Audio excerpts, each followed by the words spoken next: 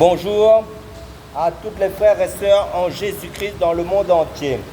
Je me présente le frère Serge de l'île de la Réunion pour les nouvelles personnes qui se connecteront à la chaîne. Notre message sera « La Bible est christocentrique », c'est-à-dire l'ensemble des écritures bibliques de Genèse Apocalypse est centré sur Jésus-Christ. Amen. Prions, frères et sœurs, avant de communiquer le message.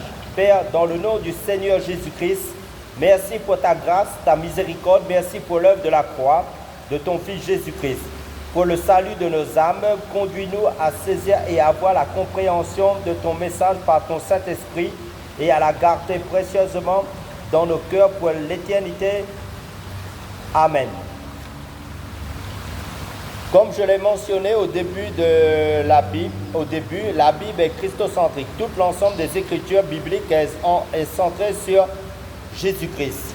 Prenons l'évangile de Luc chapitre 24, verset 27, qui nous dit « Et commençant par Moïse et par tous les prophètes, il, c'est-à-dire Jésus-Christ, leur expliquait dans toutes les Écritures les choses qui le concernent. » Amen.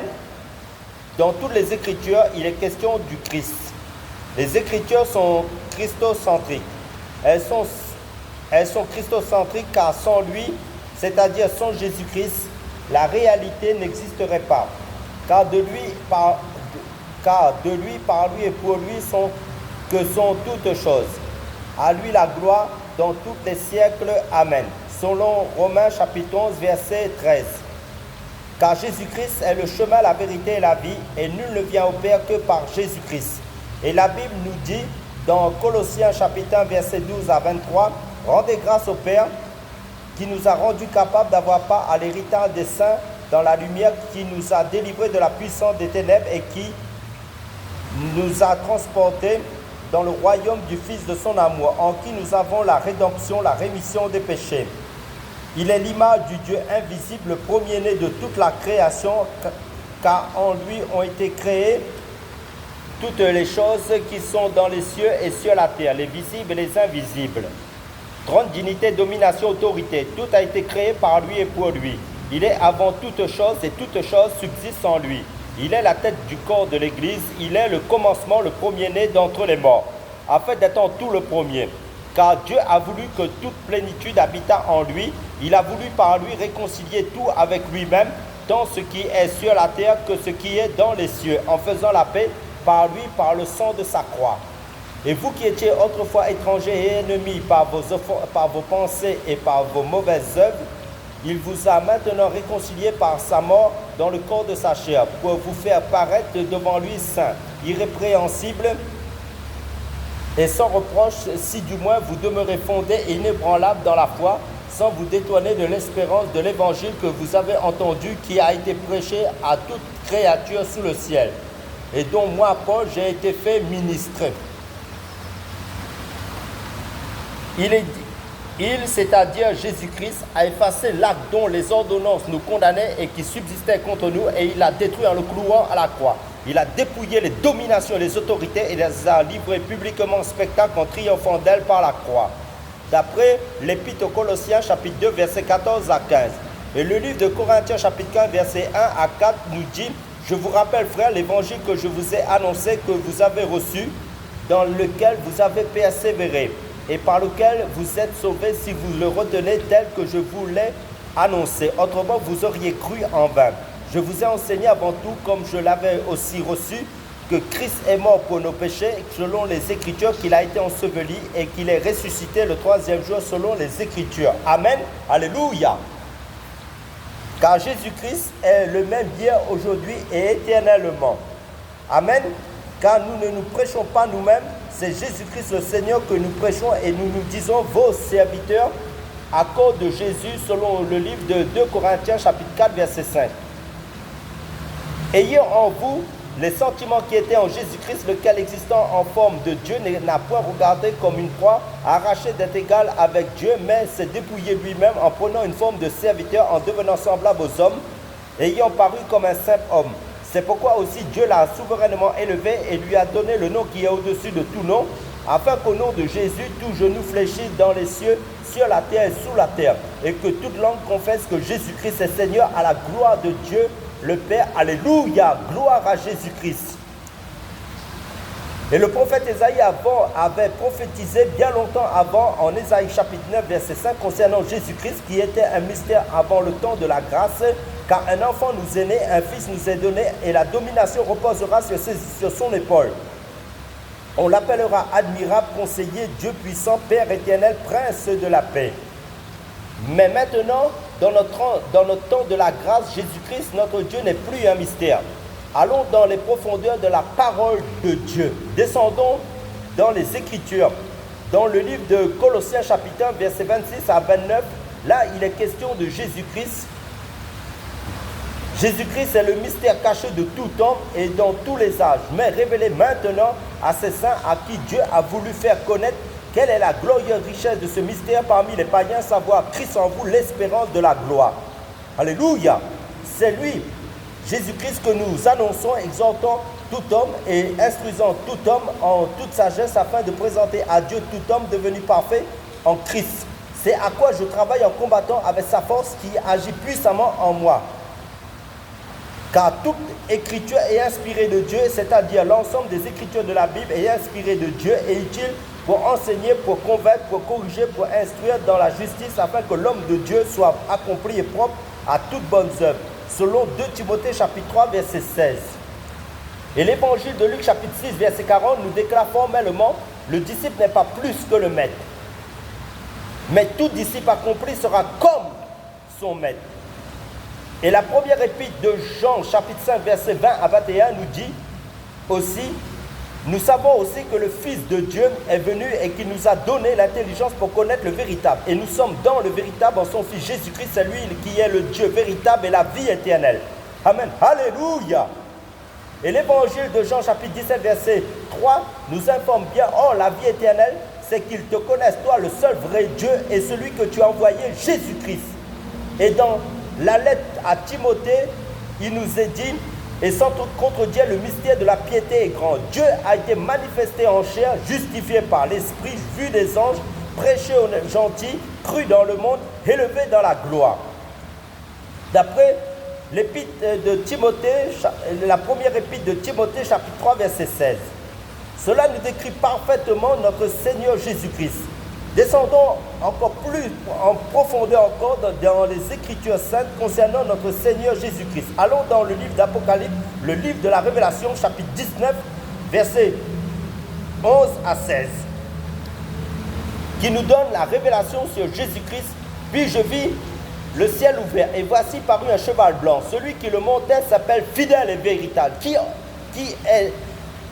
autre est le fidèle et véritable si ce n'est Jésus-Christ de Nazareth, notre Dieu. Et il juge et combat avec justice.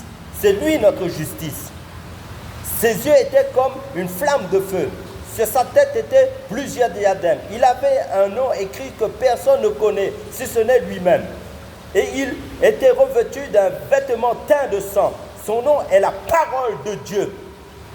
Les armées qui sont dans le ciel le suivaient, sur des chevaux blancs revêtus d'un fin lin, blanc pur. De sa bouche sortait une épée aiguë pour frapper les nations. Il les pètera avec une verge de fer. Et il foulera la cuve du vin de l'ardente colère de Dieu, du Dieu Tout-Puissant. Il avait sur son vêtement et sur sa cuisse un nom écrit, Roi des rois et Seigneur des seigneurs. Amen. Alléluia. Dans ce passage, nous avons vu au verset 13 que Jésus-Christ est la parole de Dieu aussi. Prenons l'évangile de Jean chapitre 1, verset 1 jusqu'au verset 14. Qui nous dit, au commencement était la parole, et la parole était avec Dieu, et la parole était Dieu. Elle était au commencement avec Dieu. Toutes choses ont été faites par elle, et rien de ce qui a été fait n'a été fait sans elle. En elle était la vie, et la vie était la lumière des hommes. La lumière, lui, dans les ténèbres, et les ténèbres ne l'ont point reçu. Il y eut un homme envoyé de Dieu, son nom était Jean. Il vint pour servir de témoin, pour rendre témoignage à la lumière, afin que tous crussent par lui. Il n'était pas la lumière. mais il parut pour rendre témoignage à la lumière. Cette lumière était la véritable lumière qui, en venant dans le monde, éclaire tout homme. Elle était dans le monde et le monde a été fait par elle. Et le monde ne l'a point connue. Elle est venue chez les siens et les siens ne l'ont point reçue. Mais à tous ceux qui l'ont reçue, à ceux qui croient en son nom, elle a donné le pouvoir de devenir enfants de Dieu, lesquels sont nés non du sang, ni de la volonté de la chair, ni de la volonté de l'homme, mais de Dieu. Et la parole a été faite chair et elle a habité parmi nous, pleine de grâce et de vérité. Et nous avons contemplé sa gloire, une gloire comme la gloire du Fils unique venu du Père. Amen. Sache mon frère, ma soeur, en Christ, tu n'es pas n'importe qui. Ni tu as reçu le pouvoir d'être enfant de Dieu en Jésus-Christ uniquement. Quel privilège que nous avons reçu en Dieu d'être ses enfants, d'être les enfants de Dieu en Jésus-Christ. Alléluia. Car Dieu veut que tous les hommes soient sauvés et parviennent à la connaissance de la vérité. D'après 1 Timothée chapitre 2 verset 4. Et comme nous l'avons vu auparavant, cette vérité se trouve uniquement en Jésus-Christ, selon l'évangile de Jean chapitre 14 verset 6. Par ailleurs, uniquement en Jésus-Christ. Car celui qui s'attache au Seigneur Jésus-Christ est avec lui un seul esprit. Cité en 1 Corinthiens chapitre 6 verset 17. Amen. Dieu nous les a révélés par l'esprit. Car l'esprit sonde tout, même les profondeurs de Dieu. Selon 1 Corinthiens chapitre 2 verset 10. Recevez avec douceur la parole qui a été plantée en vous et qui peut sauver vos âmes. Selon l'épître de Jacques chapitre 1 verset 21. Et l'épître aussi de 1 Pierre chapitre 1 verset 23 à 25 nous stipule clairement, puisque vous avez été régénérés non par une semence incorruptible, mais par la parole vivante et permanente de Dieu, car toute chair est comme l'herbe, et toute sa gloire comme la fleur de l'herbe. L'herbe sèche et la fleur tombe. Mais la parole du Seigneur demeure éternellement. Et cette parole est celle qui vous a été annoncée par l'Évangile. Amen. Car l'Évangile est christocentrique. Tout est centré sur Jésus-Christ, notre Sauveur et Seigneur de notre âme. Pour nous fortifier et nous encourager en Jésus-Christ, descendons encore plus dans les profondeurs de la parole de Dieu, dans les choses de Dieu, dans les choses d'en haut. En Christ, prenons Romains chapitre 8, verset 28 à 39. Nous déclare: nous savons du reste que toute chose concourt au bien de ceux qui aiment Dieu, de ceux qui sont appelés selon son dessein. Car ceux qu'il a connus d'avance, il les a aussi prédestinés à être semblables à l'image de son Fils, afin que son Fils fût le premier-né entre plusieurs frères. Entre plusieurs frères. Et ceux qu'il a prédestinés, il les a aussi appelés. Et ceux qu'il a appelés, il les a aussi justifiés. Et ceux qu'il a justifiés, il les a aussi glorifiés. Que dirons-nous donc à l'égard de ces choses? Si Dieu est pour nous, qui sera contre nous? Qui sera contre nous? Lui qui n'a point épargné son propre Fils, mais qui l'a livré pour nous tous. Comment ne nous donnera-t-il pas aussi toutes choses avec lui? Qui accusera les élus de Dieu? C'est Dieu qui justifie. Qui les condamnera? Christ est mort bien plus. Il est ressuscité, il est à la droite de Dieu et il intercède pour nous. Qui nous séparera de l'amour de Christ? Sera-ce la tribulation ou l'angoisse, ou la persécution, ou la faim, ou la nudité, ou le péril, ou l'épée? Selon qu'il est écrit, c'est à cause de toi qu'on nous met à mort tout le jour, qu'on nous regarde comme des brebis destinées à la boucherie. Mais dans toutes ces choses, nous sommes plus que vainqueurs par celui qui nous a aimés. Car j'ai l'assurance que ni la mort, ni la vie, ni les anges, ni les dominations, ni les choses présentes, ni les choses à venir, ni la puissance, ni la hauteur, ni la profondeur, ni aucune autre créature ne pourra nous séparer de l'amour de Dieu manifesté en Jésus-Christ notre Seigneur. Amen, alléluia. En définitif, toute l'écriture biblique est christocentrique. Christ est la réalité dans la Bible. Christ est la réalité dans la création. Christ est la réalité dans la Sainte Seine. Christ est la réalité de notre salut éternel. Christ est la réalité dans l'esprit. Christ est la réalité dans nos vies. Christ est la réalité en Dieu. Car tout message biblique qui n'est pas centré, qui n'est pas focalisé, qui n'amène pas à être centré sur Jésus-Christ est des ténèbres. Seulement Jésus-Christ est la lumière de Dieu, selon l'évangile de Jean chapitre 8. Car ta parole est une lampe à mes pieds, une lumière sur mon sentier, d'après le psaume 119, verset 105, qui est Jésus-Christ uniquement. Pour conclure notre message, prions frères et sœurs. Père, merci Père, pour ton Fils Jésus-Christ en nous aussi, Seigneur, de nous avoir fait disciples de Jésus-Christ. Merci pour la révélation de Jésus-Christ, notre vérité, notre réalité éternelle, le salut de notre âme, notre lumière éternelle, notre Dieu, notre Père céleste, celui qui était, qui est et qui vient éternellement. Jésus-Christ, le Dieu tout-puissant d'éternité en éternité. Amen.